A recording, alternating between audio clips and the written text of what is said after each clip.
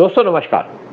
RSS के 100 साल पूरे हो गए और इसी प्रोग्राम पे हम बात करेंगे आरएसएस ने किस तरीके से देश की सेवा की है।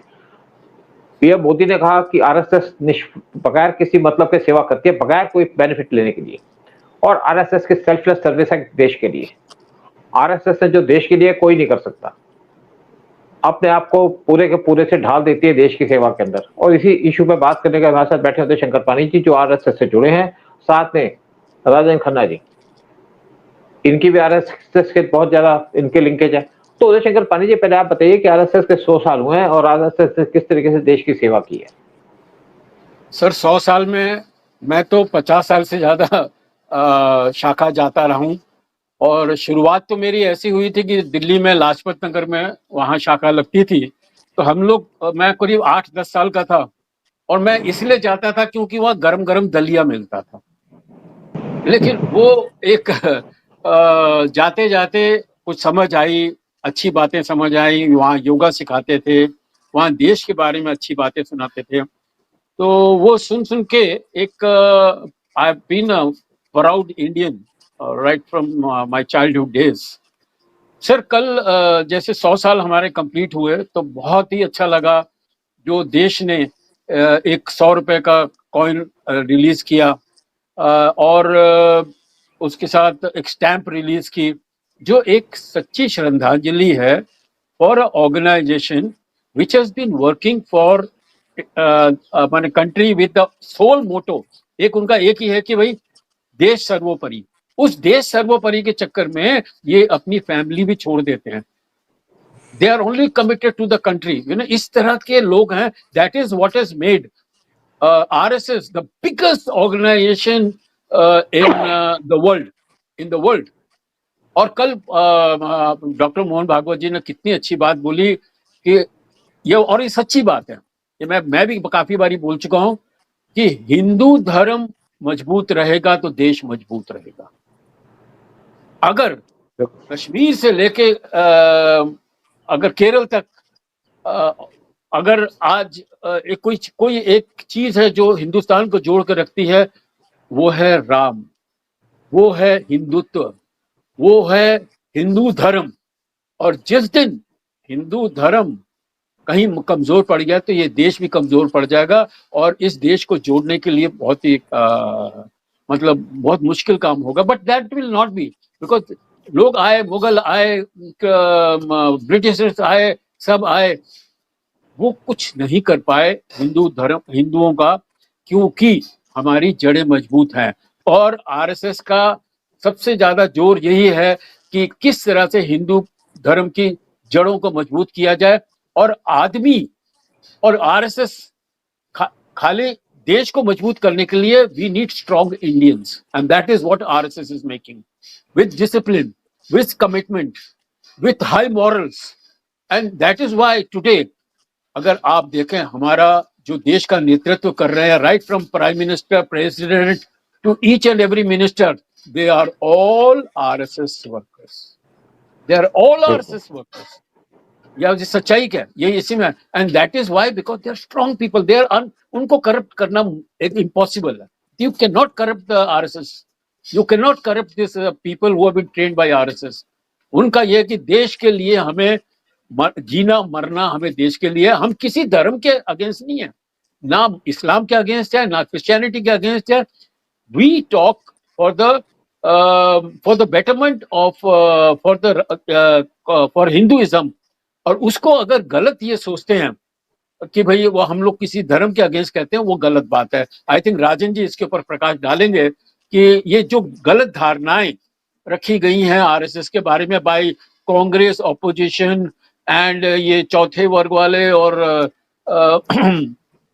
भाई जो एंटी नेशनल कांग्रेस तो खैर चैंपियन है, क्योंकि कांग्रेस को पता है कि जब तक आरएसएस मजबूत है तो हिंदुइज्म बहुत मजबूत रहेगा। और अब उनको वो लोग सत्ता में आ नहीं सकेंगे, ये उन्होंने रियलाइज किया हुआ है। तो that is why they have been really working over time to बदनाम दिस नोबल इंस्टीट्यूशन। हाँ राजन जी बताइए सर, गलत धारणाओं के बारे में। देखिए, गलत धारणाओं पे मैं थोड़ा बाद में आता हूँ। पहले तो क्या है कि ये 100 बरस की जो यात्रा संघ की जो शुरू हुई ये यात्रा जो है, क्योंकि संघ देखिए, क्योंकि समाज में लोगों में एक अवधारणा है, कब कोई कोई लोग इवन वैश्विक रूप पर भी इसको एक अलग से संस्था समझ लेते हैं या एक अलग से एक ऑर्गेनाइजेशन समझते हैं। नहीं, ऐसा है कि संघ ही हिंदू समाज है, हिंदू समाज ही संघ है, हिंदू समाज का संगठन जो है वही संघ है। ये बात जो है बड़ी स्पष्ट जो है वो होनी चाहिए। अब इसकी जो आज 100 साल की जो यात्रा अपनी हो रही है, इसमें जो शुरुआत के दिन थे उसमें परम पूजनीय डॉक्टर हेडगेवार जी, जो अपने आद्य संघ चालक थे, जिन्होंने संघ की स्थापना की, विजयादशमी का आज ही का दिन था जब संघ की स्थापना हुई। 1925। हाँ, 100 साल हो गए। अब उसमें ऐसा है कि क्या कारण था कि वो तो कांग्रेस पार्टी के एक जो है वो कार्यकर्ता थे, कई बार जेल गए कांग्रेस पार्टी के आंदोलनों में। बचपन में ही ऐसे थे वो, नागपुर में जब उनकी शिक्षा चल रही थी तो उन्होंने वहां पर जो है वो वंदे मातरम अंग्रेजों ने मना कर दिया था करने को, लेकिन उन्होंने क्या किया कि रस्टिकेट होना जो है मंजूर कर लिया, लेकिन वंदे मातरम कहूंगा ऐसा आग्रह किया। तो ऐसा जो व्यक्ति जो उस वक्त जो समाज का नेतृत्व कर रहे थे लोग, वो कांग्रेस थी, तो वो कांग्रेस के ही कार्यकर्ता थे। लेकिन एक ऐसा क्षण क्या आया उनके जीवन में जब उन्होंने ये महसूस किया कि नहीं, कि एक संगठन जो है, अपना राष्ट्रीय संगठन जो होना चाहिए, वो राष्ट्रीय संगठन जो है उसके पीछे ये था कि उनका एक विश्वास था। वही विश्वास जो है आज उनसे चलता हुआ हर स्वयं सेवक की रक्त की धमनियां जो है उसमें बहता है आज, और शायद बहता रहेगा। वो विश्वास ये था अपने अपने राष्ट्र की, हिंदू राष्ट्र की, हिंदू संस्कृति की जो शाश्वत परंपरा है, जो सनातन परंपरा है, उसके ऊपर। फिर उसके बाद एक प्रश्न ये आता था कि जब हम इतनी महान संस्कृति रहे, इतनी महान हमारी परंपराएं रही, पूरे विश्व बंधुत्व का हमने विचार दिया, जो हमने हमेशा कहा कि वसुदेव कुटुंबकम, सर्वे भवन्तु सुखिनो, सर्वे सन्तु निरामय, किसी देश पे हमने आक्रमण नहीं किया।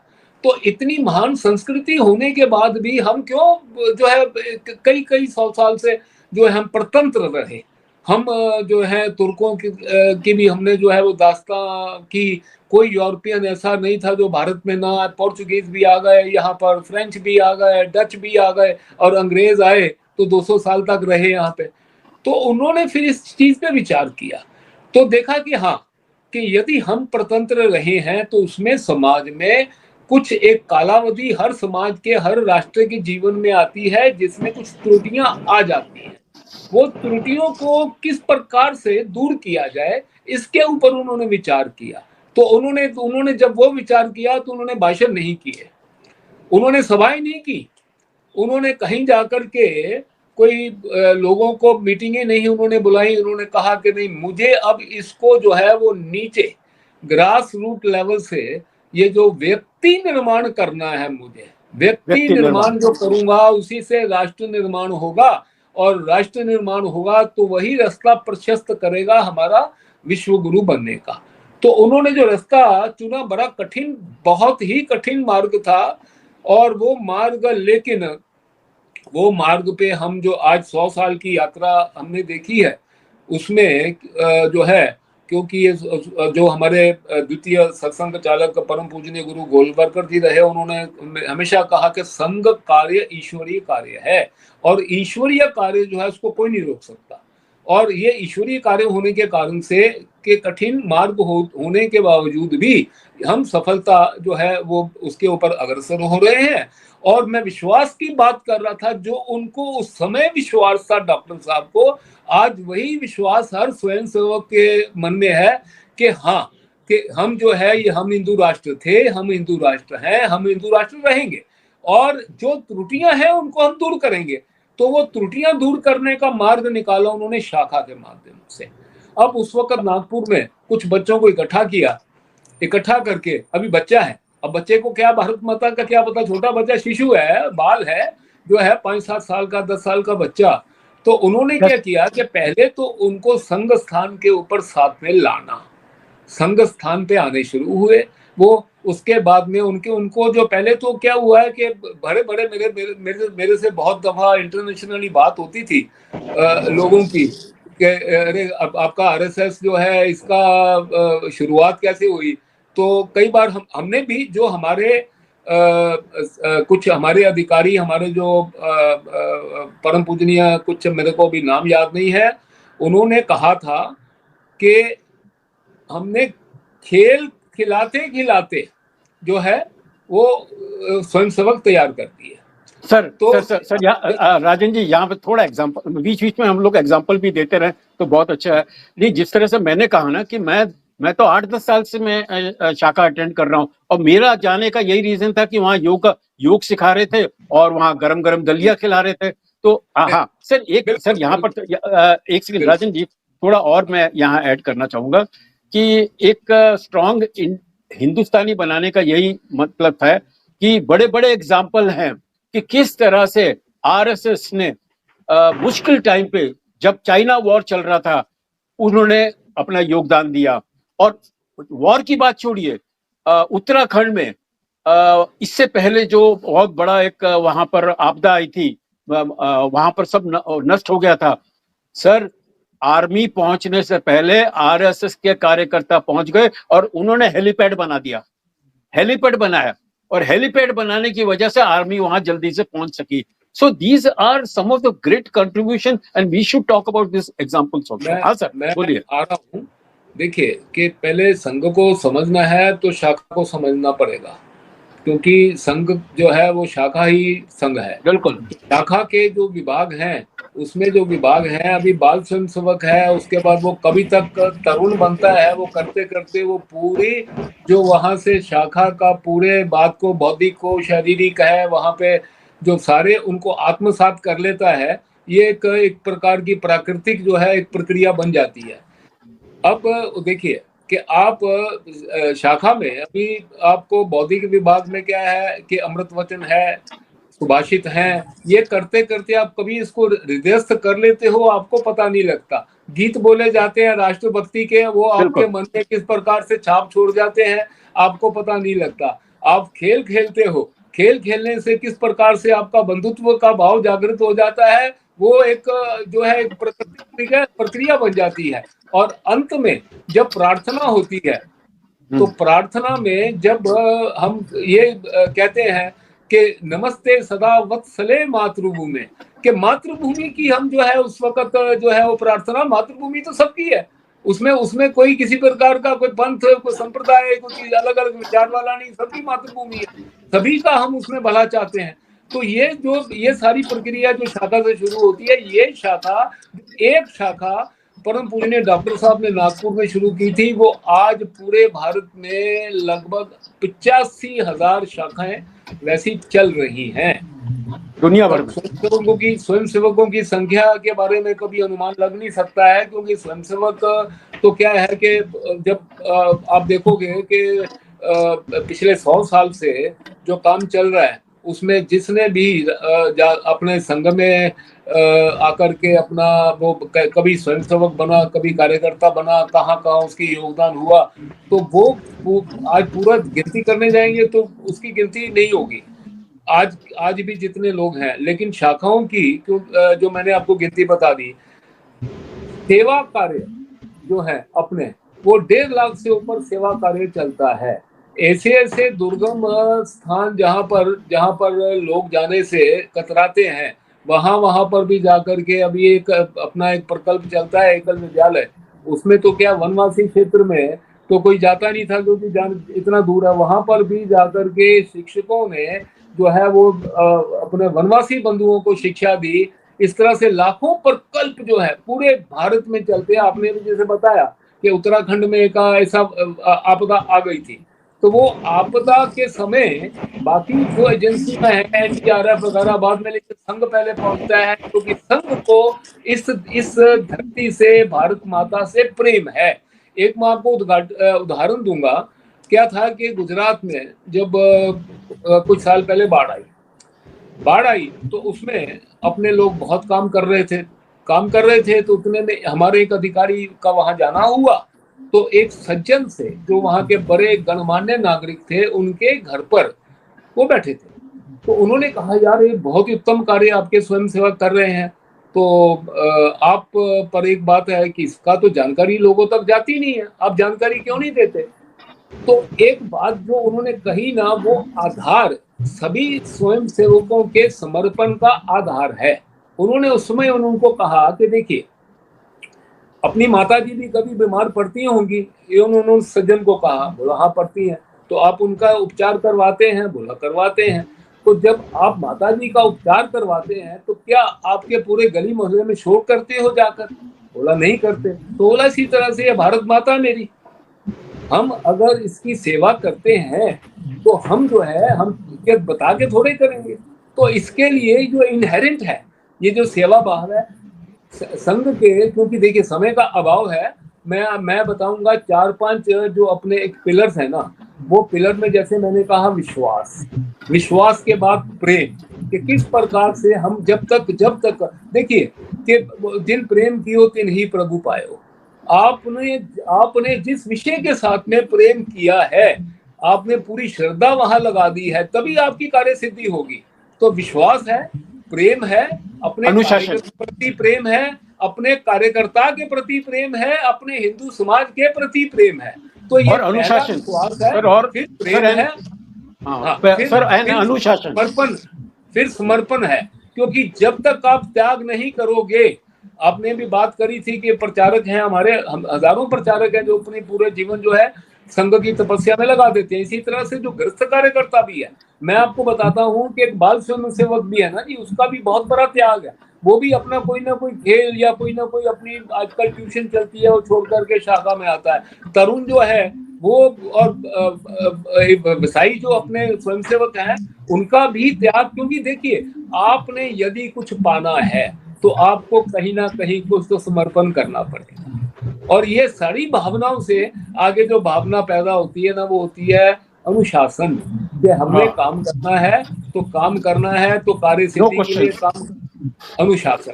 तो ये जो है, ये तो अपने बेसिक टेनेट्स हैं। आपने एक प्रश्न पैदा किया था, मैंने कहा था मैं बाद में जवाब देता हूँ।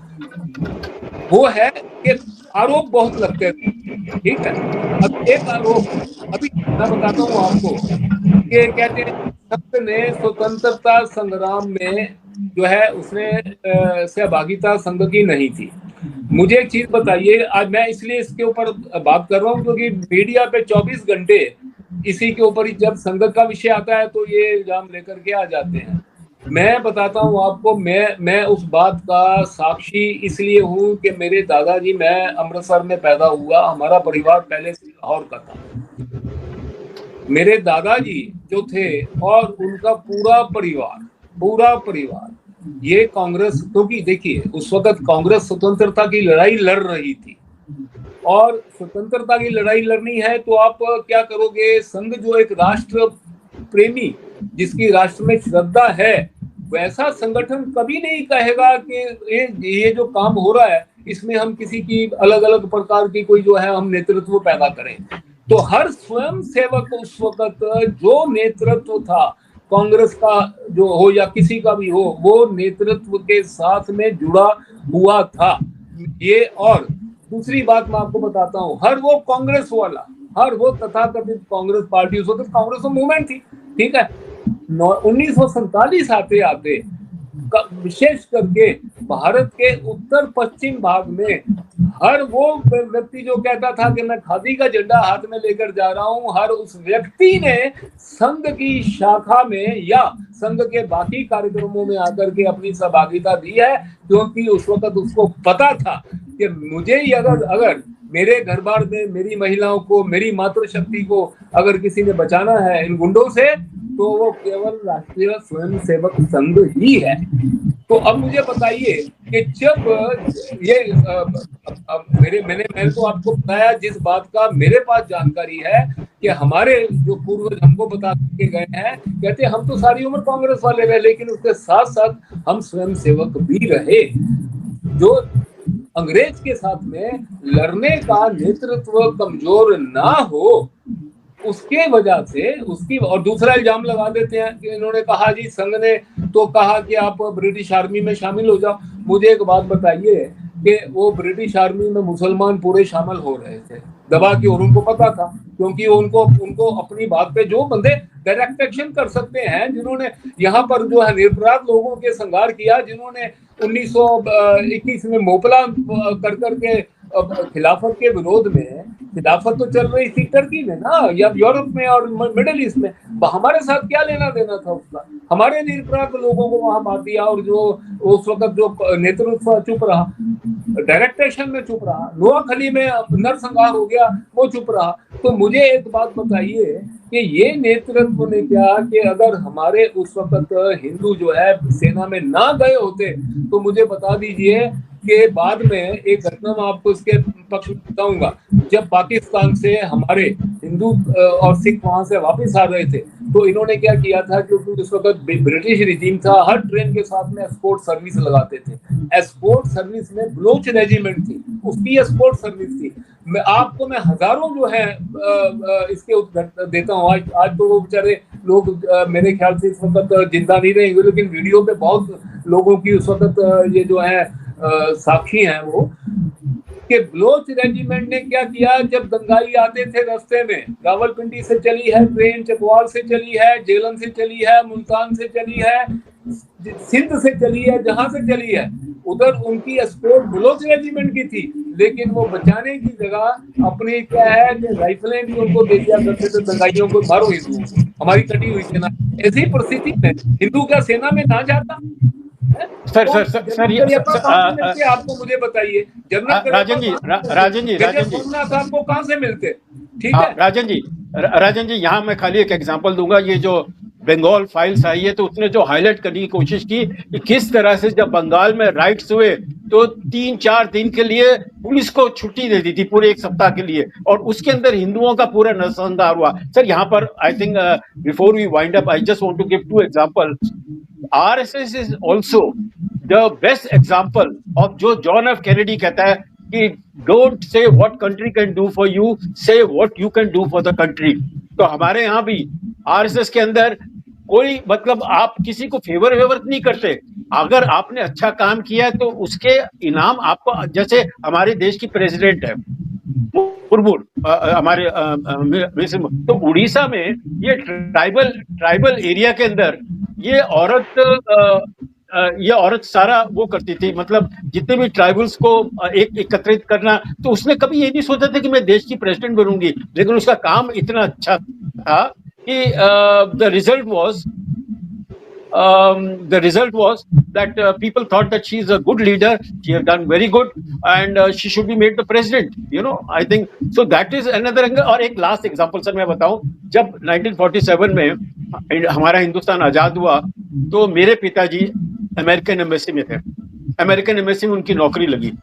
अमेरिकन एम्बेसी वालों ने खाली उन लोगों को नौकरी दी जो RSS के वर्कर थे।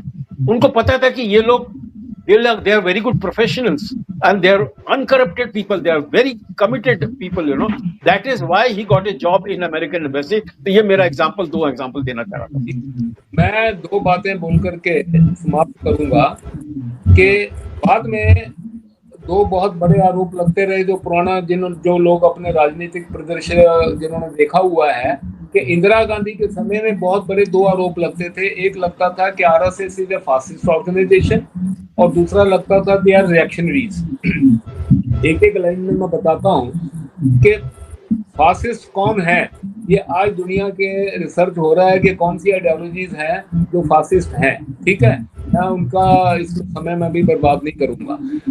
संघ का देखिए कि दुनिया का सबसे बड़ा संगठन, और उससे भी बड़ा, सबसे बड़ा लोकतांत्रिक संगठन, इससे बड़ा लोकतांत्रिक परंपरा संघ से बड़ी नहीं है। उसका एक कारण है कि जो भी निर्णय आते हैं, जो भी मान लीजिए कि प्रतिनिधि सभा अपनी वार्षिक होती है, वहां से जो निर्णय आते हैं भी क्या करना है, रिजोल्यूशन जो भी पास होते हैं, वो रिजोल्यूशन में कभी भी किसी भी स्वयंसेवक से आपको पूछ लो, उसको लगता है मेरी मन की भावना जो है उसमें निहित है। जो स्वयंसेवक यहाँ पर नीचे ग्रास रूट पे बैठा है, जो नगर स्तर पे भी काम कर रहा है या उसके ऊपर भाग या उस पर विभाग किसी भी उसको पूछिए आप कि भाई ये जो आज हुआ है, तो वो बोलेगा हाँ मेरे मन की यही भावना थी। इससे बड़ा लोकतंत्र की परंपरा कहाँ से? जो जी जाती है बात है, बात नहीं। दूसरी बात मैं आपको बताता हूँ रिएक्शनरी की, तो ये तो न्यूटन सिद्धांत दे गया था, मेरा सिद्धांत नहीं है ये कि every action has equal and opposite reaction. तो हम क्या करें, आप क्रिया मत करो, क्रिया नहीं होगी, कभी प्रतिक्रिया नहीं हो सकती, कहाँ से होगा? क्रियाएं होती रहे। और हम क्या है कि कोई क्रिया हो किसी भी प्रकार की, हमारे साथ गलत क्रिया हो जाए। आज मान लो हमारे पहलगाम में हमारी जो है वो 26 महिलाएं जो उनका सुहाग उजाड़ दिया गया, और हम क्या है कि केवल वहां कहते रहे अहिंसा परमो धर्म, और बाद में बाद की लाइन काट दें कि धर्म अहिंसा तभी बचा। ठीक है, तो धर्म अहिंसा जो है ना, आप दुनिया है कितना भी कहती रहे, हमने भारत ने 10,000 साल में किसी के ऊपर आक्रमण नहीं किया, ना करेगा, लेकिन हम अपनी रक्षा भी वैसे ही करेंगे कि हमारे ऊपर कोई आक्रमण करने का दुस्साहस भी ना कर सके। तो ये दोनों बातों का मैंने जवाब दे दिया, एक फासिस्ट का और एक रिएक्शन। आई थिंक आपने बहुत अच्छी तरह ये चीजें रखी, एंड बहुत अच्छी हम लोगों ने ये ट्रिब्यूट दी है to our RSS which is getting stronger and stronger by day. और उसके साथ ही मैं ये बोलूंगा कि ये चैनल हम लोग कोशिश करते हैं कि अच्छी बातें हम लोग बताएं जो पब्लिक को नहीं पता होगी। तो हमने आज कोशिश किया कि आरएसएस के बारे में अच्छा बताएं, और आप इस चैनल को सब्सक्राइब करिए और लाइक करिए, और अगर कुछ कमेंट है और शेयर भी करिए, और हमारी इसमें मदद होगी और हम लोग और अच्छे प्रोग्राम बना पाएंगे। तो I think all we can say is जय सिया राम, जय हिंद एंड जय भारत। भारत माता की जय। जय।